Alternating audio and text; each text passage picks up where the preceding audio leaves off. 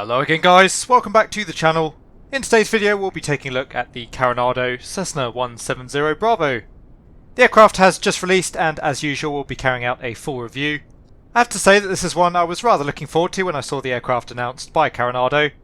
The Cessna 170 is certainly the sort of thing that's right up my street, and whilst I know that they're not everybody's cup of tea, personally I think that everything Carenado have put out in Microsoft Flight Simulator so far has been pretty good. Anyway, for today's review we're going to be carrying out all of the usual processes that we like to run here on the channel, but we're also going to be taking the little Cessna 170 on a bit of an adventure. We're currently on the ground at Lake Tahoe Airport, and just out to the south of the airport there's been a report of some black bears in the area. So we're going to take the Cessna 170 up into the hills, we'll scout around the valleys, see if we can't locate the bears. If we can spot them we'll land off field and head off into the bush, try and get a few photographs, and then we'll bring the aircraft back to Lake Tahoe. It should be a nice little test for the aircraft. As you can see we are running the Tundra tyre version today. The Carenado C170 ships with both standard and Tundra versions, which is nice to see, and a decent selection of liveries as well. I'm quite looking forward to this flight, hopefully it should be good fun for you guys as well. It'll give us a good opportunity to see what the aircraft's all about. As always I do hope you enjoy the video. If you do, please consider giving it a like and subscribing to the channel. If you have any comments or questions for me, you can leave those down in the comments section below. And even if you don't fancy watching the entire video, I would suggest skipping to the end to the final conclusions, as there are a few points there that are quite pertinent to the current condition of the aircraft. Anyway, as you can already see, once again a lovely aircraft model from Carenado, but we'll continue with our walk around now and take more of a look at the external model. So not wishing to be flippant, but at this point, with it being a Carenado aircraft, we know really that we're going to get a rather excellent external model with some really nice texturing. And once again the Cessna 170, really no exception there. As you can see for yourselves, Carenado have done a really nice job with the external model of the aircraft. I'm not that familiar with the airframe personally, so it may be that there are some minor details that have been missed or modelled incorrectly, but certainly on a macro scale the aircraft looking great. As usual, via the in-cockpit EFB we get the option for various ground equipment. Once again we have an external power source as well as various fairings and fittings. We also have a couple of traffic cones located off each wing. As I say, the textures are really nice, they're very sharp, very clean. The detailing in the modelling as well is certainly there, literally down to every rivet. And again the livery selection is nice, I believe there's around 6 liveries for the aircraft. You get the same liveries on both the Tundra and the standard variants of the 170. Even in some of the areas that you're probably not going to be looking at that much, like under the engine cowling, the texturing really great. I like all the streaks and the dirt that they've given to the aircraft, that always makes it feel a bit more alive to me. And once again the cockpit looking very nice from the external model of the aircraft, as well as you'll see momentarily internally. As usual we are seeing a little bit of flickering there on the EFB tablet, but again that seems to be pretty standard at the moment. And I won't hold that one against Carenado, as again we've seen many aircraft now where we do have some flickering glass textures externally. So once again Carenado showing us that they really are at the top of their game when it comes to modelling and texturing of virtual aircraft. The Cessna 170 is very much up to their usual standards. I think that it looks great externally, but let's now go and find out what it looks like internally. So coming now into the virtual cockpit, and once again a very nice job from Carenado. One thing that I'm really pleased they did, they've given us the option via the EFB to remove or add the GPS unit to the cockpit. Whilst we will in fact be using the GPS in today's flight, generally I'm not a big fan of using such technology in older aircraft. So again, I'm very happy that we've been given the opportunity to remove it, and as you can see, as usual we have a host of other options available to us via the tablet. Overall the cockpit of the aircraft is very nicely modelled and textured once again. It certainly has an authentic feel to it, and I really like the level of wear and tear it's been given. I think the aesthetics that they've chosen for the interior are really nice. I don't know whether it's my imagination or not, but it does seem to me though that the texturing is slightly lower resolution than we've now come to expect from Carenado. The writing there on the main control panel just looking a little bit fuzzier than usual. And similarly, if we do hunt around the cockpit we can certainly find areas where the texturing is much more basic. Below the main instrument panel for example, as you can see there's some 2D texturing used there. As I often mention in my reviews, that sort of thing doesn't really bother me personally. If I'm not going to be looking at the textures then I don't really mind whether or not they're high or low resolution. But I know for some of you it does matter, and it does rather stand out in stark contrast to quite a few other areas in the cockpit. Conversely though, there are other areas in the cockpit where the textures are frankly amazing. I'm not usually someone that gets too excited about an internal cabin or textures on the seats, But I was a little bit dumbfounded when I saw the texturing on the cockpit seats, the leatherette area there even having a little bit of dirt in the crevices. And once again Carenado showing us that they're really up there with the very best when it comes to modelling and texturing. Lastly, a quick look at the night lighting options, and overall I actually really like the night lighting ambience in the cockpit. You do get a decent amount of options as well. There's an overhead dome light, a couple of lights for the rear seats, as well as a cockpit panel lighting rear stat, so you can adjust the lights up and down. It's probably not an aircraft that you'll be racking up a lot of night hours in, but again the option is there, and again overall I think it's done quite well. As we've said before though, we know Carenado are more than capable of doing a very nice aircraft model. Really what we're interested in is seeing how the systems operate, what the flight model's like.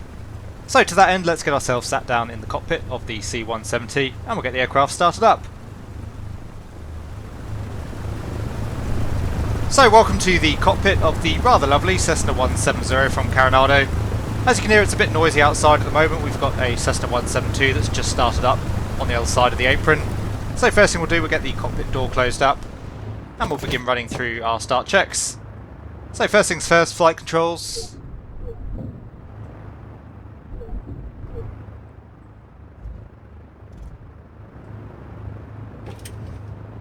They are full free and in the correct sense.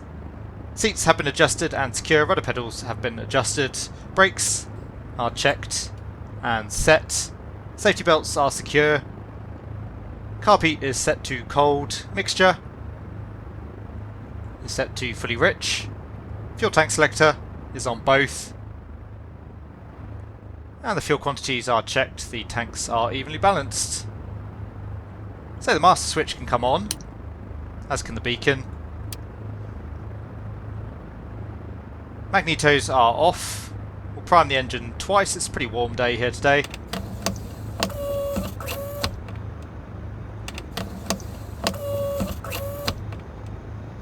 Mags can go on to both. And checking that the prop area is clear, which it is. Clear prop! And closing the window up again, we'll engage the starter.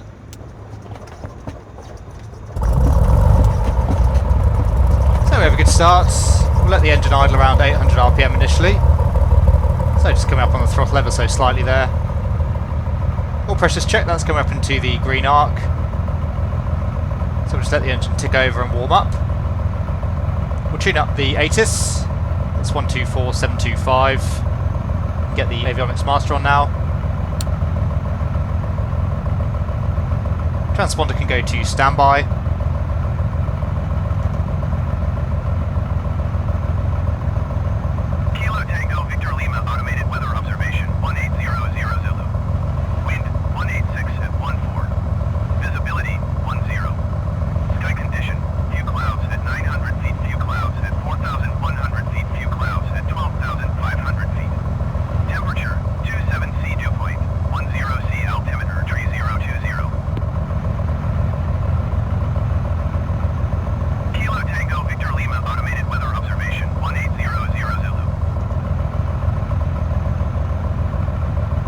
Just lean the mixture out slightly. Obviously we're pretty high altitude here at Lake Tahoe Airport, about 6,300 feet. A quick look at the T's and P's, they're all looking good.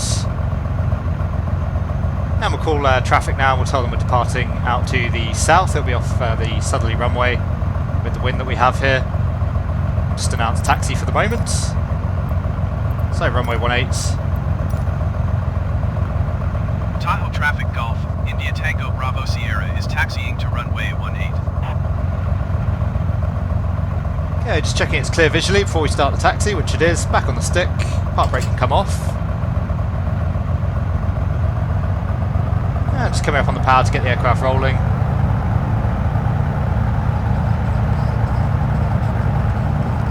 Of course we'll make the turns nice and gentle.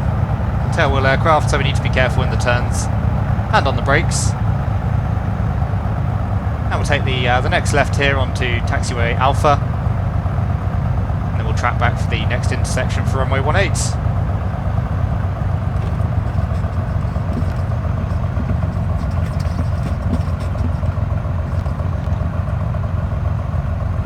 And all clear on the right.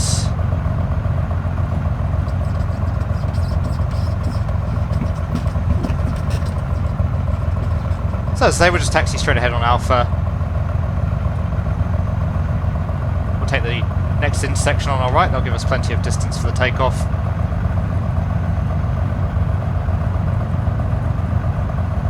Overall, the Carenado Cessna 170 is pretty pleasant to taxi. It doesn't feel quite as I would expect from a tail dragger. It's certainly much easier to control.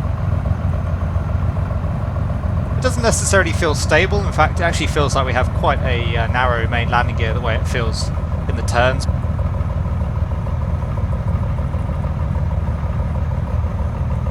So just coming up to the holding point. Gently apply the brakes. We'll turn ourselves around to face out towards the south of the run-up. And again, just getting the aircraft slowed down before we start the turn. Feels like the aircraft has tail wheel steering modelled. You can very easily turn the aircraft just using rudder input. You don't necessarily need any brake input.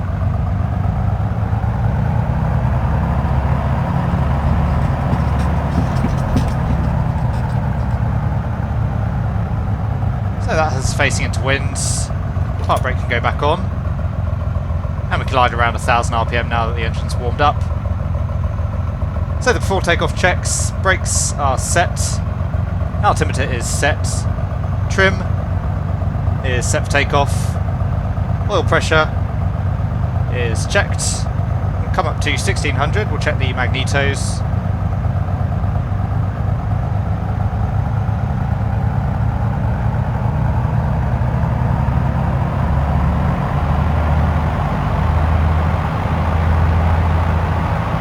So 1600 RPM, check the left mag.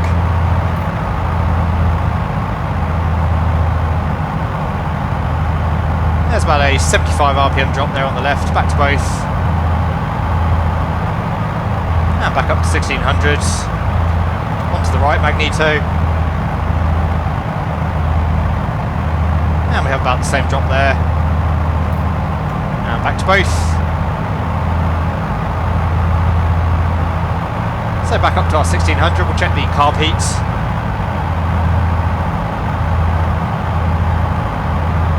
Just a very slight drop there with the carb heat on. And we are now more or less ready for the takeoff, so transponder can go to out. We'll get the landing light on. Come back off the power.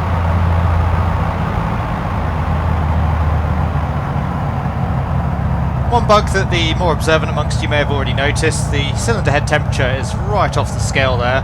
That seems to be the case pretty much whatever RPM we operate the engine at. So obviously a bug there with the gauge. And it's really just allowing obvious little mistakes like that to go unchecked before release that are doing Carenado absolutely no favours.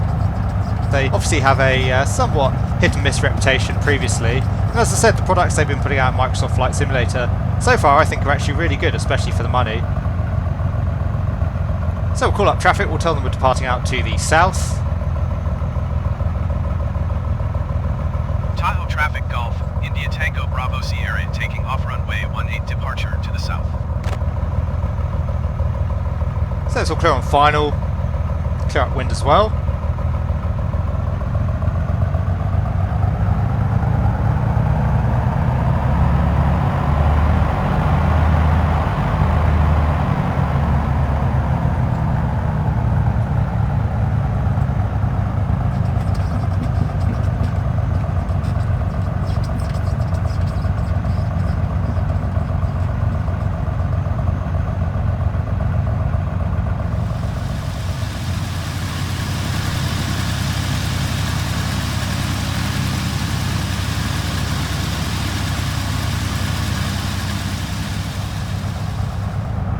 So we were all set and ready for the takeoff, but as you can see all of our avionics have just dropped offline.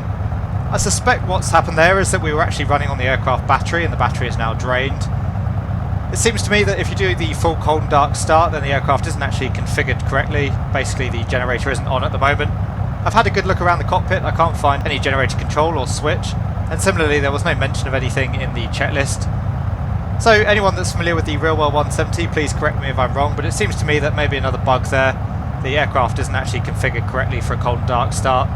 I suspect if we go into the onboard tablet and set the aircraft as ready for takeoff, that will reconfigure our electrical system and we'll be good to go. But again, another bug there creeping into the add-on, which is rather disappointing to see. Anyway, I'm going to go back into the tablet and hit the ready for takeoff option, and I'll come back to you again once we are fully configured and ready for the takeoff. So as I suspected, that did do the trick. As you can see, we do now have electrical power to the aircraft once again. And again, I will stress this could be user error, although I suspect it's not. I suspect it's a bug. We'll talk more about that during the conclusions of the review. Anyway, we are now ready for the takeoff. It's going to be a flaps up takeoff, as we've got plenty of takeoff run available, but we do want to get the aircraft climbing fairly quickly here to clear the high terrain. And as you can see, I've punched in the coordinates of the last known whereabouts of the bears, so we'll basically just be following the GPS routing out towards the area. Park brake can come off. We'll come up to full power for the takeoff. You can see that the wind is straight down the runway. Says full throttle, RPM is checked, T's and P's look good. The aircraft is very sensitive on the rudders, I have to say. Obviously that is the case with a lot of aircraft in the sim. And that's with a curve there as well in my rudder sensitivities. Anyway, coming back on the yoke, and we're up.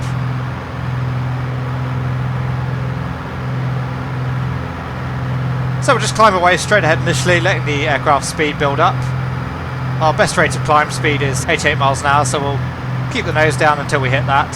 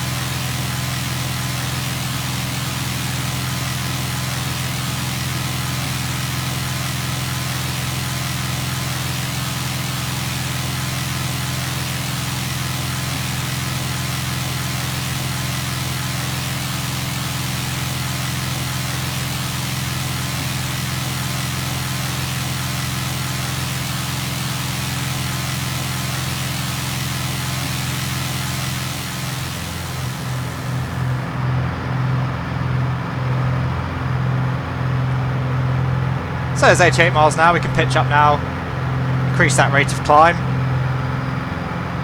RPM and T's and P's still looking good. So again, the aircraft very sensitive on the rudders, I would say even more so than some of the default aircraft in the sim. And again, that is with a -50 curve in my control settings, so I think that needs some work. But in pitch and roll, I have to say the aircraft actually feels very nice. It's feeling a tiny bit sluggish at the moment, but that's to be expected. We're almost up at 7,000 feet here. And we'll climb up to around 8,500 feet. That should help us clear the terrain as we pass through the valleys.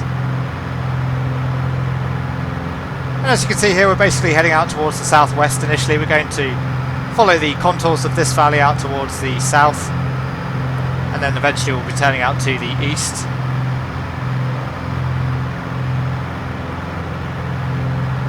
Aircraft performing quite nicely here. We're doing full power. We've got about 500 feet per minute rate of climb, which again at 7,000 feet seems like a pretty reasonable performance from the aircraft. Again though, that cylinder head temperature pegged on the limits.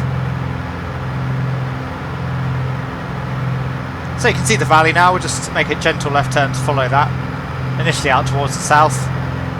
And we can actually follow this highway as well. That'll take us all the way out to the area in which the black bears were spotted. Full power here at the moment. I'm not using any rudder input, and as you can see, the ball on the turn and skid indicator is actually centered there at the moment.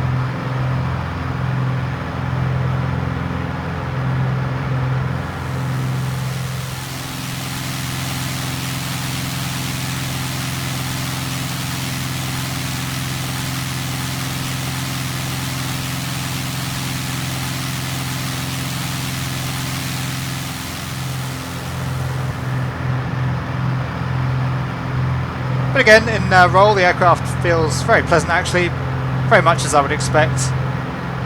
and the same is true in pitch. And apart from that rudder input on the takeoff, it's actually a very pleasant aircraft to fly. So tracking south at the moment. Once again, the compass is rather difficult to read. That does seem to be almost a feature at this point of Carenado aircraft. It's a little bit of a shame. It'd be nice if the dial itself had the same vibrancy as the lubber line. Especially in this aircraft where potentially all you have to go off is the compass for any heading information. Anyway, this is the valley that we want to turn out towards the east up. You can see on the GPS there, we just want to make a left turn up the valley.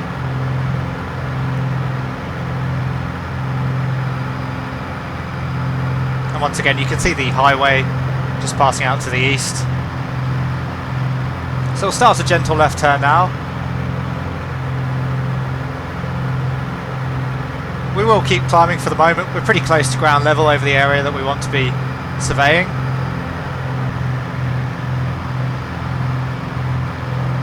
And what we'll do, we'll make a few passes over the area, see if we can spot the bears from the air. That's obviously going to help us once we're on the ground. But if we have no joy, we'll land the aircraft and we'll head out on foot to try and track them down.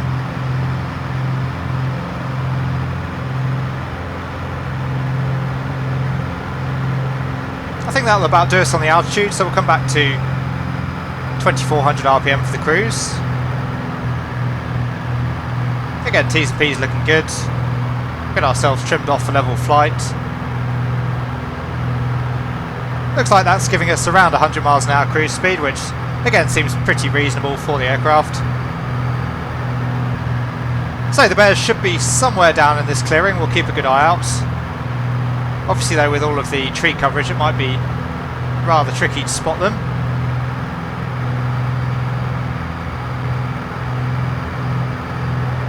Looks like we've got them down there just off the left wing. Much easier to spot than I was first expecting.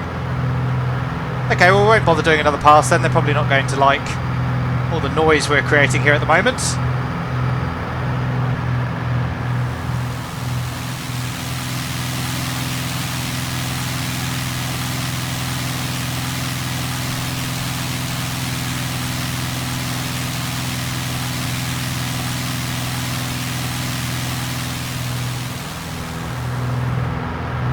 So we're just going to continue out to the north momentarily. We'll just head out to this clearing just to give us a bit more space to make our left turn. Planning on landing in this clearing down at our 9 o'clock. That looks like quite a nice landing spot. But as I say, we'll track out to the north and we'll come back round for landing, heading south just to put us into wind for the landing. And we'll just hug the tops of the trees here just to give us plenty of room to manoeuvre. So we'll start our turn out to the left.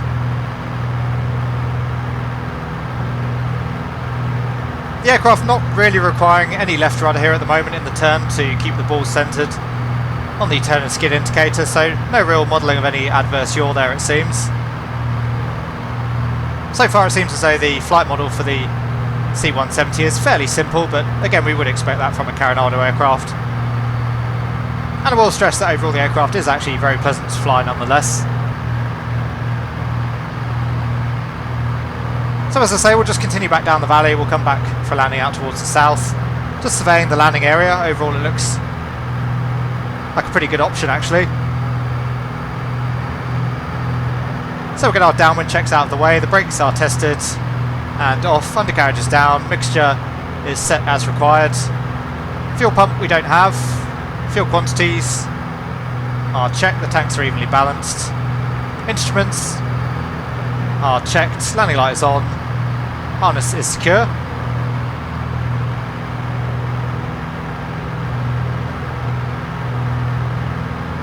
Now we'll just track out again slightly to the right here, just to give us plenty of room for the manoeuvre.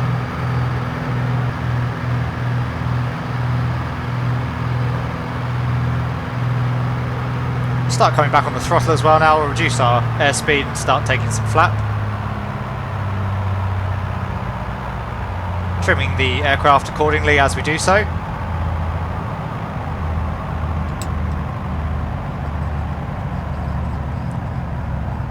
And planning to approach the strip at around 60 miles an hour, really just to minimise our landing roll.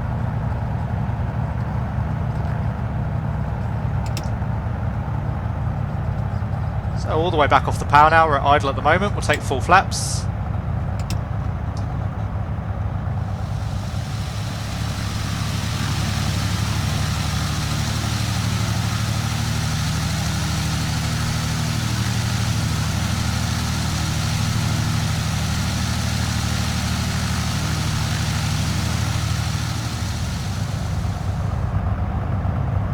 So as you can see, we're maintaining about 65 miles an hour here as we head towards the landing area. We're going to have a slight crosswind here. We're really coming in from the west as opposed to the south, but that gives us a longer landing distance, so I think that's preferable. Anyway, pitch is full fine, undercarriage is down, flaps are set, landing clearance is not required.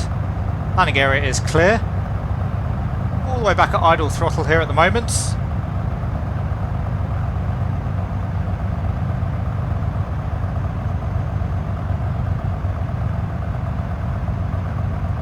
Just slowly coming back on the yoke, holding the aircraft off. There's the stall warning.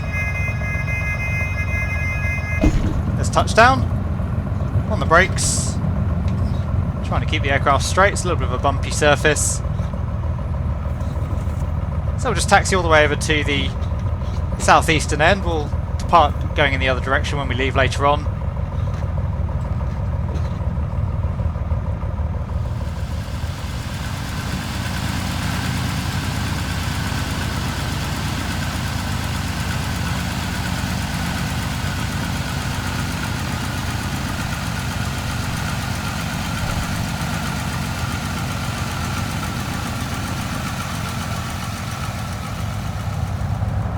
So we just got the aircraft parked up. We'll be departing back out in this direction later on. We'll get the aircraft shut down so the landing lights can come off. Avionics master can go off. Flaps can come up.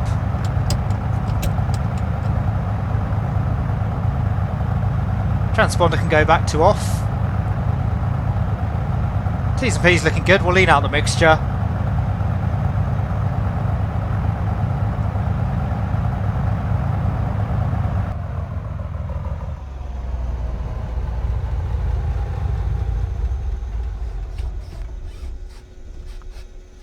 And we have a good shutdown. We'll bring the throttle back to idle. Magnetos can come off. Beacon can go off, as can the master. We'll get the door opened up. And as you can see, we've got quite a walk ahead of us, but we'll head out towards the area in which we located the bears, and we'll go and get our photographs.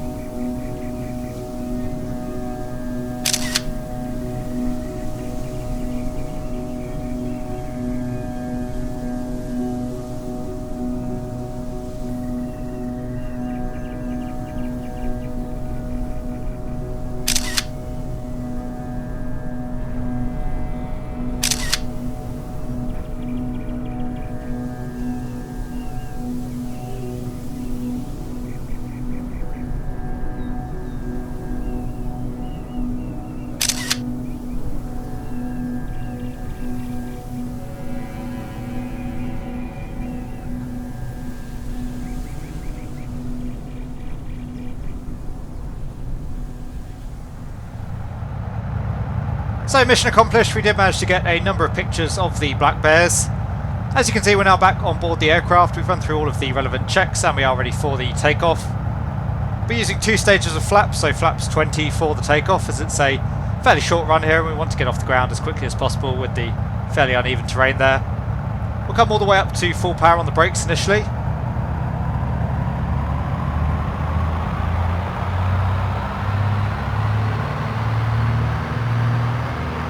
RPM's checked, T's and P's are in the green, feet off the brakes.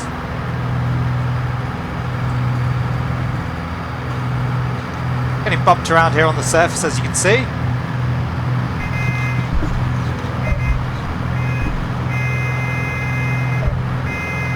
And we're up.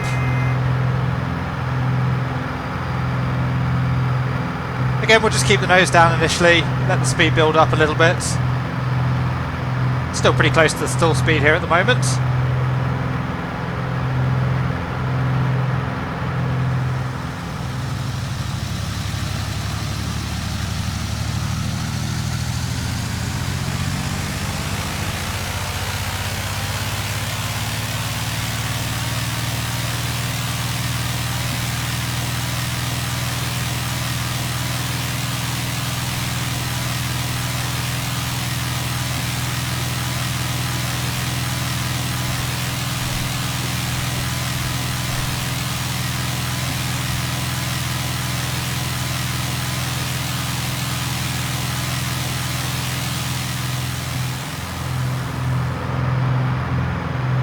And again, you can just see the bears there passing off at 1 o'clock. Very nice. Say goodbye to them. Speed's still slowly coming up.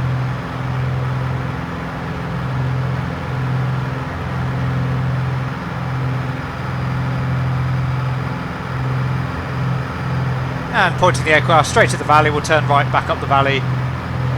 Headed out to the north, back towards Lake Tahoe. We'll get rid of a stage of flap now.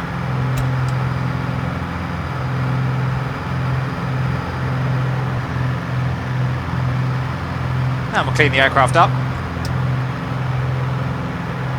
Just getting a little bit of sink there, of course, as we lose the lift from the flaps.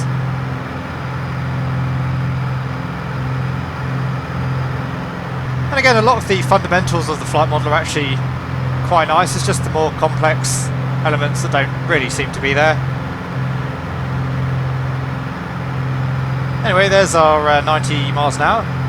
Pretty close to our max rate of climb airspeed there, so we'll level off at 8,500 feet. We don't really need to gain any more altitude. It's pretty much downhill all the way back to Lake Tahoe, as you can see.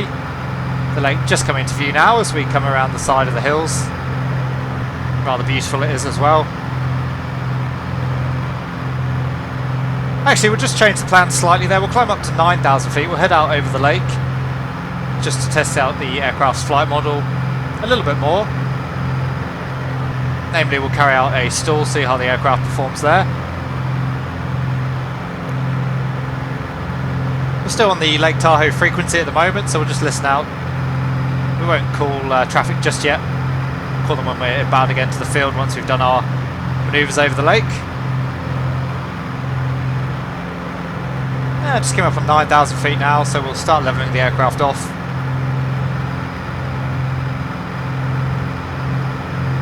Just coming back slightly on the power, back again to our 2400 RPM cruise setting. And just trimming the aircraft once again to maintain strain level flight.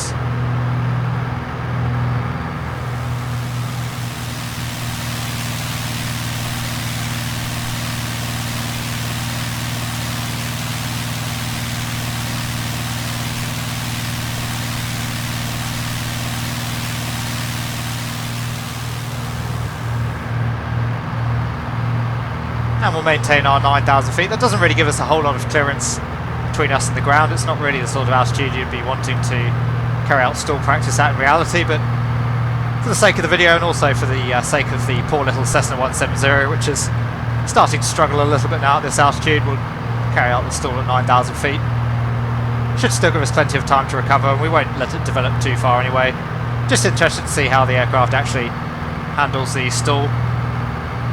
So far it's been a little bit hit and miss from the Carenado aircraft, a couple of them not really showing much in the way of the stall behaviour, but a couple of the others actually fairly decent. The last aircraft that we looked at, the Seneca, was actually one of the better aircraft in the sim in terms of its stall and spin behaviour.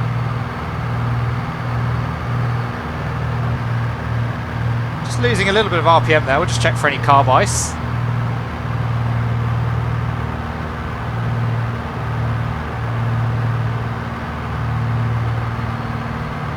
Leave that on momentarily. I think we might just actually be in a little bit of sync here. We've lost a bit of airspeed as well. And of course in a fixed pitch propeller aircraft, if we lose some airspeed we're quite likely to lose some RPM as well. So it doesn't look like there's any carb icing. We'll put the carb heat away again. I think, as I say, we're just in a bit of sync off the hills. We're getting bounced around here a bit as well now.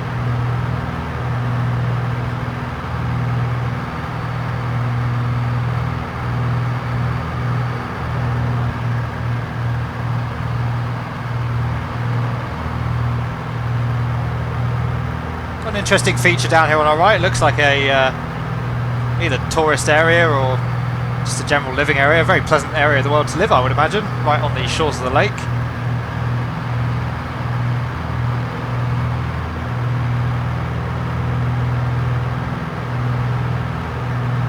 Anyway, we're over the water now. We're not going to head too far out into the lake, but we'll test out the aircraft's handling in the stall.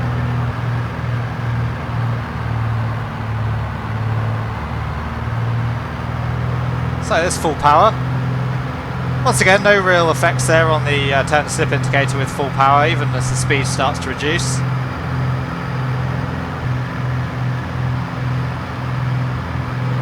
And the speed just coming back through 60 miles now, so expecting the aircraft to stall fairly shortly here in the clean configuration. There's the stall horn. Still got some elevator authority here at the moment. A little bit of aileron authority as well, as you can see. It's just continuing to come back on the yoke. So the aircraft going into a spin there, pretty decent overall. Back off the power, will recover pretty quickly. Again, we don't have an awful lot of altitude to play with. But overall, not too bad. The stall horn kicked in well before the actual stall there, but that might not necessarily be unrealistic. We did maintain aileron authority till quite late on there, just before the stall, but the stall itself maybe a little bit more violent than I would expect from an aircraft of this nature. The 170 I'm sure was used in a training capacity much like the 172. But overall pretty good, again better than a lot of aircraft in the sim. Be interested to see how that spin develops further. But again, rather reticent to try that at our current altitude. Also quite disorientating doing it over the water. Anyway, we'll head back towards the field. We'll just call straight in on a final.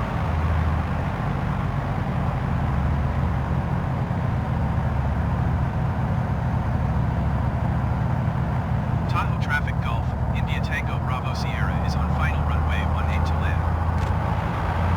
So we'll come straight back in for runway 18. Start a descent, we're taking the carb heat there as well, as you just saw. We'll get our downwind checks out of the way, so brakes are checked and off, undercarriage is down, mixture is set as required. Fuel pump we don't have, fuel quantities are checked, tanks are balanced, instruments are checked, landing light is on and harness is secure. A little bit high here at the moment, we've got plenty of time to lose at altitude, we've still got the flaps to take as well. Just trying to keep the speed up for now, just to get us back on the ground in reasonably quick fashion.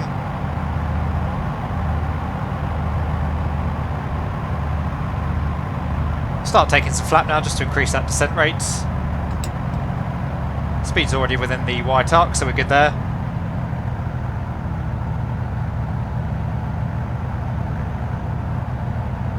Doesn't sound like there's anyone else in the traffic pattern. And it does look to be clearing the circuit.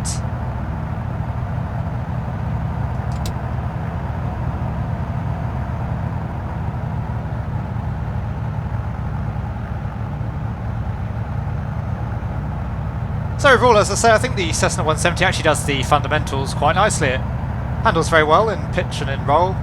Rudder is overly sensitive, but again, you can't really fault it too much there since most aircraft in the sim have the same issue. And that stall, again, I think it was probably a little bit aggressive, but overall I thought quite nice.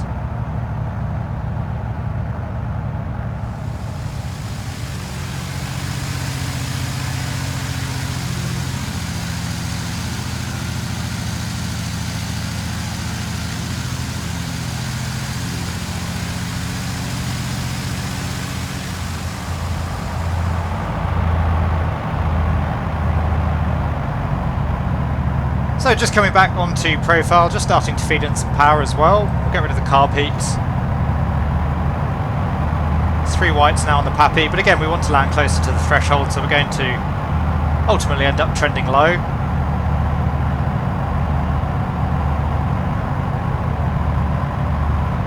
Speed's looking good.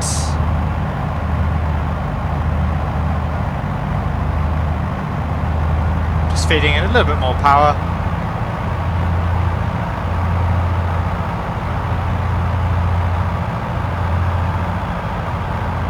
And now coming back off the throttle, holding the aircraft off. There's the stall warning, coming back on the stick, there's touchdown. A little bit of a flat touchdown. Overall I have to say the aircraft actually handles very nicely in the flare. It's maybe just a tiny bit lacking in elevator authority. Anyway, we'll get onto the brakes, we'll get the aircraft slowed down.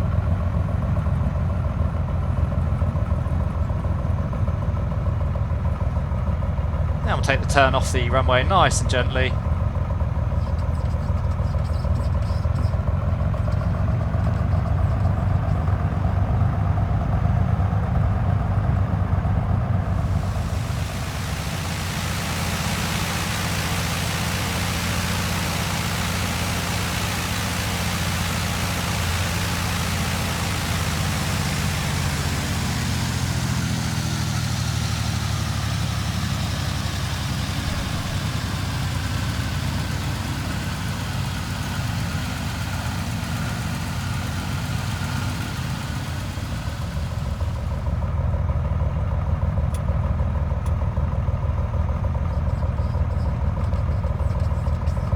So as usual, we'll get the aircraft taxied in and shut down, and then I'll give you my overall thoughts and opinions on the product.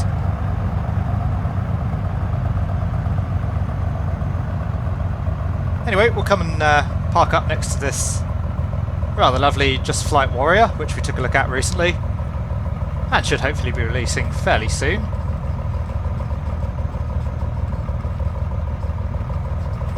fact, it looks like Just Flight have taken over this end of the apron.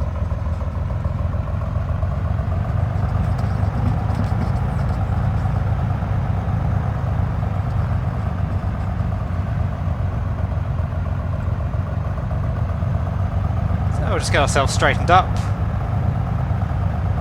And again, gentle on the brakes. Park brake can go on. Bring the throttle up to idle at 1000 RPM. And the flaps can come up. Transponder is off. Landing lights can go off. Same for the avionics master. We'll lean out the mixture.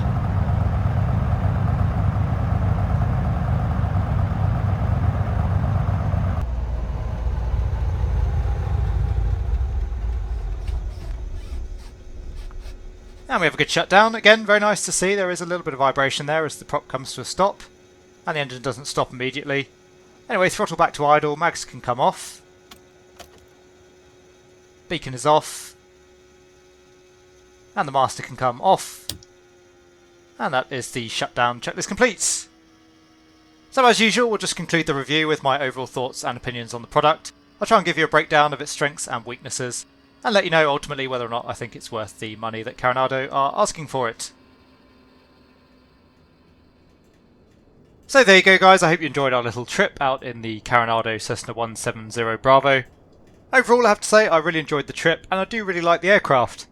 That being said, I am a little bit baffled as to why Carenado keep putting out products that have some really obvious bugs.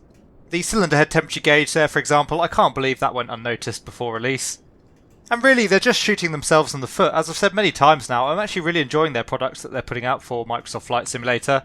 For the most part, they're actually very good quality and very reasonably priced. But I think just about every product of theirs that we've looked at so far has had at least one obvious bug on release. Unnecessary, and as I say, really not doing themselves any favours. I will give them credit where credit is due though, as they have been very proactive with updating products in Microsoft Flight Simulator. Every product of theirs that I own has had at least one update, and they do tend to fix most of the issues that I find. So hopefully things will be no different with the Cessna 170. Anyway, we'll break down the aircraft into a little bit more detail. As usual, I'll start with the things that I didn't like, and we'll move through into the things that I did. So starting with a couple of the obvious bugs that we noticed during the review. Again, the cylinder head temperature gauge being one of them. A little bit disappointing to see that that wasn't working correctly. It's obviously not a huge deal, but again, I would like to see that fixed in a patch. Similarly, we saw there were some electrical issues with the aircraft, again I presume due to a lack of generator output. As I say, I did have a good look around the cockpit for any sort of generator or alternator switch. Again, there was no mention of any such switch in the checklist, so I assume that there isn't one fitted in the cockpit. And I did have a look in the documentation to see if there was any sort of a cockpit layout guide. Again, nothing there. So unless I'm missing something obvious, and once again, if I am, please feel free to leave me a comment down in the comment section below. I'll pin a comment accordingly if I have missed something. But personally, I think that's a bug, as once again, I couldn't find any appropriate control in the cockpit, and we did follow the checklists. As I mentioned during the flight, you can work around this bug by using the Ready for Takeoff option in the EFB tablet, but obviously that's not ideal. You'd certainly like to be able to start the aircraft up from a cold and dark state, so I do hope that this issue is also addressed by Carenado. Another downside to using the Ready for Takeoff option in the EFB, if you do use that function, then the aircraft's fuel load is automatically reset to 100%. I didn't really like the fact that it did that. If you have already set your fuel load, you don't want it adjusted again. We noticed that the flight model is a little bit basic in some areas. There's no real adverse yaw or any torque or aerodynamic effects from the engine. I won't hold that in too much of a negative light though. Personally, I don't really expect that from Carenado when it comes to the flight model. And as I mentioned during the flight, in terms of the basics, the aircraft is actually very pleasant to fly. It feels really nice in the cruise, very nice as well in the approach configuration and at approach speeds. The only slight negative factor on the approach is it feels like you run out of elevator authority a little bit during the flare. You do tend to come down with a little bit of a bump, although of course that could just be my flying. Speaking of coming down with a bump, we'll definitely cover that more in just a moment's time. And my last negative for the aircraft is a tiny bit FPS heavy compared to what you might expect. Obviously it is a beautiful model with some really nice textures, but it's not the most complex aircraft you'll come across. For me, in the sim, I lost about 15 FPS with the C170 versus the default 152. So not a huge issue, but nonetheless a bit of a hit on the frame rates, and I certainly noticed it at a couple of points throughout the flight. So my last gripe with the product at the moment, and unfortunately it is quite a significant one. The keen-eyed amongst you may have noticed that we switched out our radial tyres for a set of standard tyres for the arrival back into Lake Tahoe. And that wasn't an unintentional inconsistency on my part, there was good reason for that. Unfortunately, with the Tundra tyre version of the aircraft at the moment, it seems that there is a bit of a bug with the landing gear. Almost every landing I made in the Tundra variant of the C170 currently results in the undercarriage braking at the moment. I'll show you a couple of clips now so that you can see what I mean, and also hopefully prove that it wasn't just my appalling landing technique.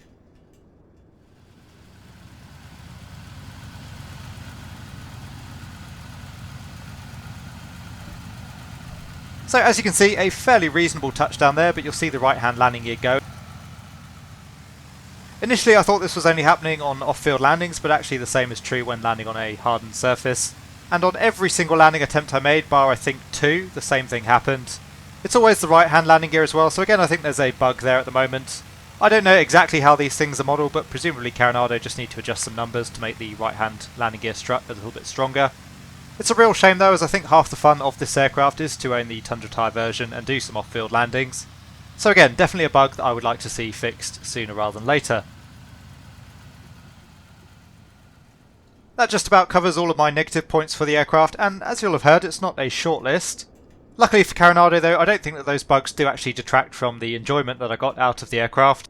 Overall, I really enjoyed the flight, and I have to say, I really enjoyed the Cessna 170.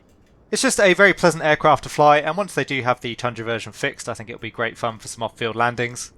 It might not be to everyone's taste, and you do have to wonder to yourself just how many tailwheel single-engine aircraft we're actually going to need in the sim. But I think given the age and the aesthetic of the aircraft, it does have something different to offer over the many variants of Cub that we have in Microsoft Flight Simulator. And as I say, ultimately I enjoyed the aircraft, and I can definitely see myself flying it again. The things that really stood out for me were the aircraft's general handling in the cruise. Again, very pleasant in roll, very pleasant in pitch. Nice on the approach as well, and surprisingly nice when it comes to modelling low speed effects and onset of the stall. Obviously you only saw the one example of the stall during the video, and again I think that was probably a little bit on the aggressive side. But the aircraft actually behaves really nicely on approach to the stall. When you do let the aircraft get really slow, you can feel that it wants to drop a wing. And if you are low and slow and you're not careful and you overbank the aircraft, it will snap on you, it will depart controlled flight. But it does also give you a lot of feedback. You can feel that you're just on the edge of the stall. And it can actually be really good fun flying it in that range of the envelope and trying to claw your way out of small landing strips. So overall for me, a big plus point there. It almost goes without saying, but I really like the texturing and the modelling of the aircraft.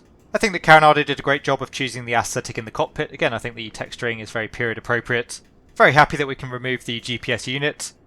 And I thought that the sounds of the aircraft were really nice.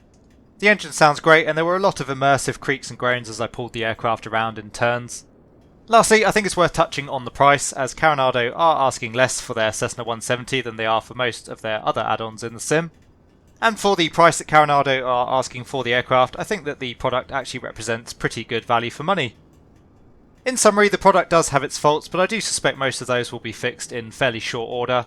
I really enjoyed my trip out in the Cessna 170, and I'm certainly very happy with my purchase. I'm sure I'll be flying the aircraft again very soon. Anyway guys, I hope you enjoyed the trip as well. If you did, please consider giving the video a like and subscribing to the channel. Once again, if you have any comments or questions for me, you can leave those down in the comments section below, and I'll always do my best to answer them. And lastly, but certainly worthy of mention, the channel actually now has its first couple of members. Both Godseeker and Paul Quince have been kind enough to support the channel, so a huge thank you to them for doing that.